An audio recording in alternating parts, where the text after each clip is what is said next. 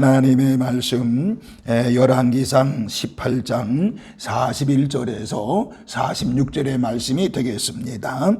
엘리야가 아합에게 이르되 올라가서 먹고 마시소서 큰 비소리가 있나이다. 아합이 먹고 마시러 올라가니라.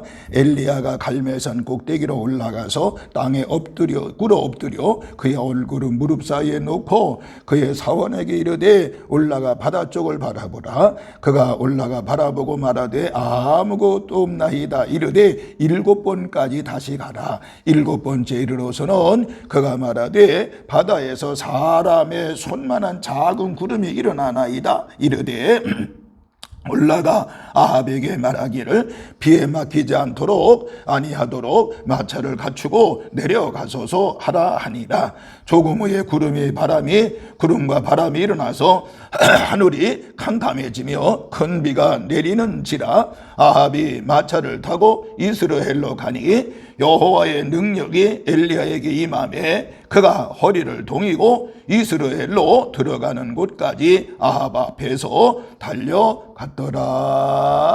아멘. 만복의 근원이 되시며 저희들을 사랑하시는 하나님 아버지, 진심으로 감사를 드립니다. 오늘 이렇게 하나님의 존전에 달려나와서 예배하고 기도하는 우리 모든 성도들에게 하나님의 놀라우신 사랑 은혜로 함께하여 주시옵시며 주일 성수를 통해서 하나님의 사랑과 하나님의 은혜를 체험하게 하여 주옵소서.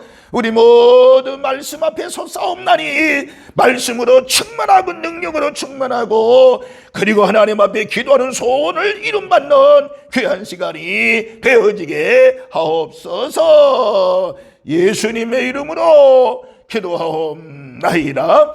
아멘. 아멘.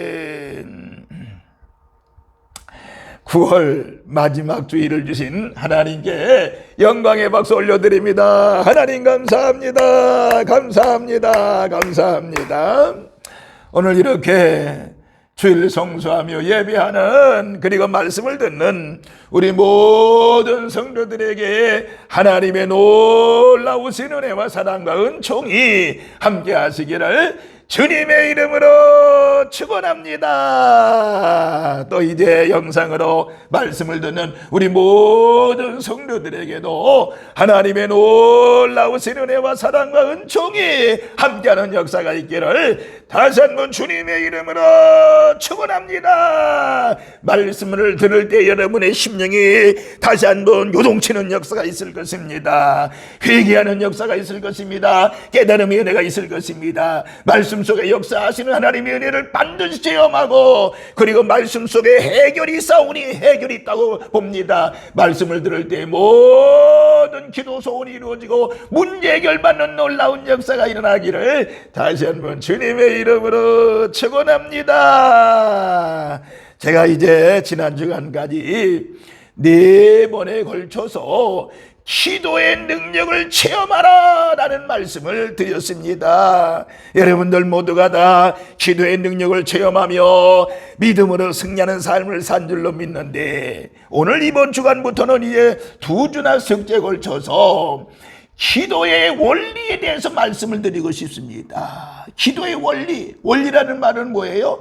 기초가 되는 근거가 바로 원리라고 볼 수가 있습니다. 또 근본이 되는 이치가 바로 원리라고 볼 수가 있는 것입니다. 바로 기도에도 기초가 되는 그 근거를 우리가 알 때에 근본이 되는 이치를 알 때 바로 기도의 능력을 속히 체험할 수가 있는 것입니다. 우리 모두 이 시간 이후부터 기도의 원리를 알아서 하나님 앞에 기도하는 모든 것을 응답받는 역사가 있기를 주님의 이름으로 축원합니다. 늘 우리들이 옆에 사람과 이야기하는 거 있죠. 기도하면 됩니다.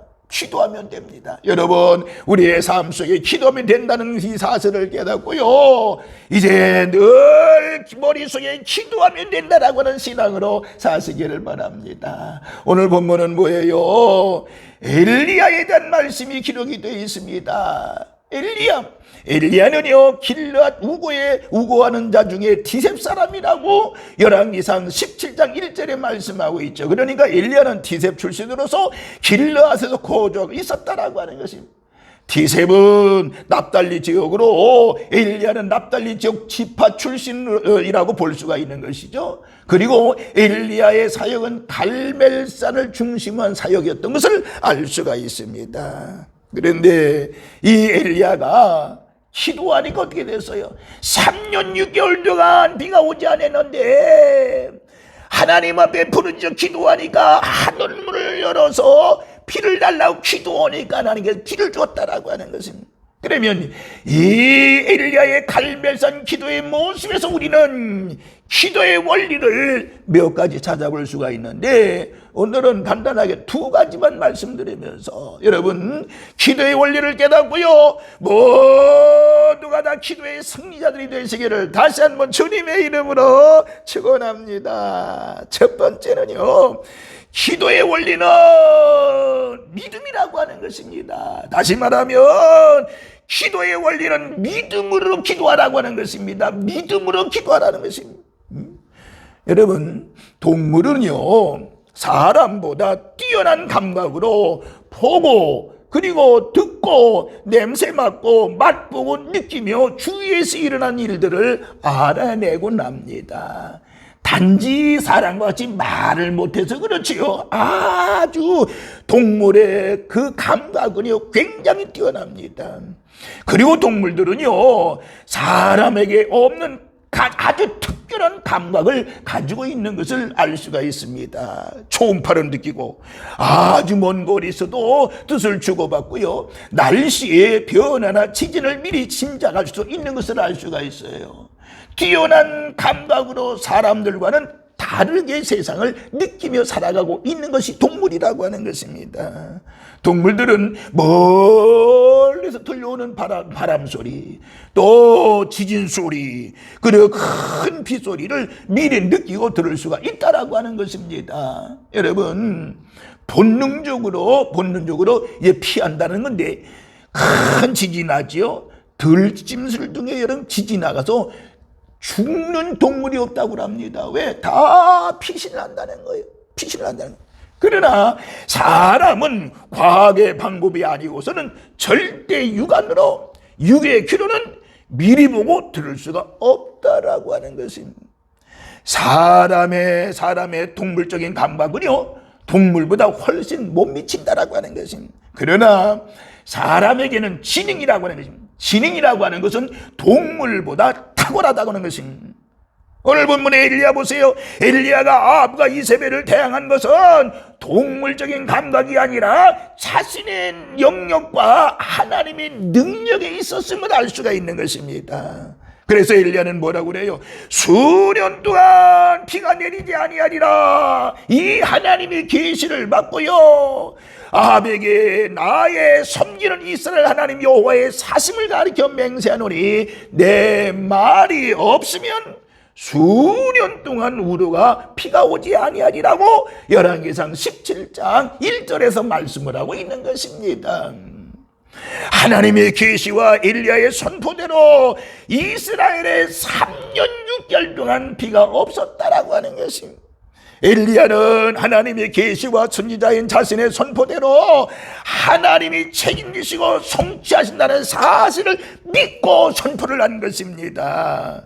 그 일이 있은 후에 3년 6개월 만에 열왕기상 18장 1절에 보니까 여호와의 말씀이 엘리야에게 임하여 너는 가서 아합 왕에게 보이라. 내가 피를 지면에 내리라고 말씀했던 것을 알 수 있습니다. 그러니까 엘리야는요 전에 약속하신 하나님의 말씀이 성취되었음을 보아서 지금도 반드시 이루어지라고 믿고 엘리야가 바로 아합 왕을 찾아가서 선포했다는 것입니다.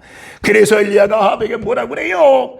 올라가서 먹고 마시소서, 큰 비소리가 있나이다. 열왕기상 18장 4절에 말씀하고 있죠. 엘리야가 큰 비의 소리를 들었다는 것은 믿음의 귀로, 영의 귀로 들었다라고 하는 말씀인 것입니다. 여러분, 사도 바울은 로마서 10장 11절에 그러므로 믿음은 들음에서 나며 들음은 그리스도의 말씀으로 말미암느니라고 말씀했습니다. 사람이 무엇을 듣느냐에 따라서 그 행동과 신념이 달라지게 되는 것입니다. 비성경적이요 불신앙적인 말을 들으면 사람은 시험에 빠지게 되는 것입니다. 또 불신앙적으로 타락하게 되는 것입니다. 그러나 하나님의 말씀과 신앙의 말을 들으면요 믿음이 생기는 것입니다. 믿음이 생기는 것입니다. 엘리야는 큰 비가 오리라고는 하나님이 계시 말씀을 들었다라고 하는, 이어서 그는 믿음으로 비가 몰려오는 소리를 들었다라고 하는 것입니다. 오늘 저와 여러분들 짐승의 감각이나 과학의 기술로 들은 것이 아니라고 하는 것을 우리는 명심해야 되는 것입니다. 이와 같이 우리는 엘리야처럼 믿음으로 기도할 때 우리의 기도가 응답된다는 사실을 믿으시며 믿음으로 기도하여 승리하는 우리 산돌의 모든 식구들 되시기를 주님의 이름으로 축원합니다. 두 번째는요, 기도의 원리는 겸손이라고 하는 것입니다. 기도의 원리는 하나님 앞에 겸손하게 기도해야 된다라고 하는 것입니다. 여러분 낙타 알죠? 낙타는요 하루를 시작하고 마칠 때마다 주인 앞에 무릎을 꿇는다는 것이지요. 무슨 말인고 하니 낙타는 하루를 보내고 일을 끝마칠 때 되면 주인 앞에 무릎을 꿇습니다. 그리고 등에 있는 모든 짐을 다 내려지기를 기다리는 것입니다. 또 새날이 됩니다. 또다시 주인 앞에 무릎을 꿇습니다. 주인이 얹어주는 짐을 짊어지게 되는 것입니다. 이것이 바로 낙타의 생활이라고 볼 수 있는 것입니다. 흔히들 기도하는 사람의 무릎을 낙타 무릎이라고 이야기합니다. 낙타 무릎의 역사는요 엘리야로부터 시작을 해서 예수님까지 이어졌던 것을 알 수가 있습니다.